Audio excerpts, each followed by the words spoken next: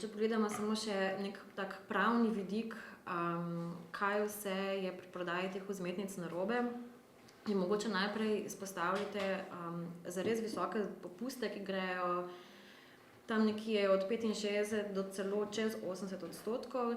Zdaj na Zvezi potrošnikov vedno poudarjamo, da ko so tako visoki popusti, sploh če so stalno prisotni, to za potrošnika ne pomeni nič dobrega običajno. Tukaj smo presodili, da gre za zavajanje, poleg tega trgovec tudi nima označene najnižje cene v zadnjih 30 dneh, kar je neka zakonska obveza. S tem pa nekako neupravičeno vplivajo na potrošnikove nakupne odločitve, ker ustvarjajo lažni vtis, da so izdelki na voljo s popustom, čeprav ga ni.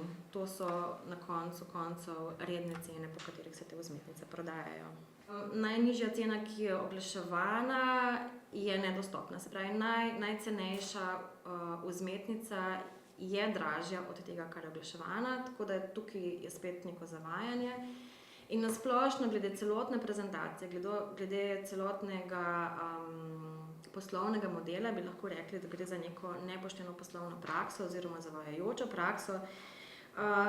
Za zavajajočo prakso gre takrat, če se potrošnikom podaja napačne informacije, torej neresnične, in posledica te prakse je, da potrošnik sprejme neke nakupne odločitve, ki jih sicer ne bi sprejel.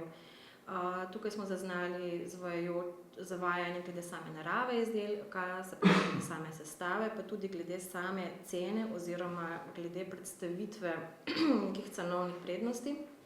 Glede tega smo tudi podali prijavo na Tržni inšpektorat, ki je nadzorni organ v tem primeru. Gre za hujši prekršek, za katero je predvidena globa od 5 do 50 tisoč evrov za trgovca. Pristojni organ lahko pa tudi prepove tovrstno prakso.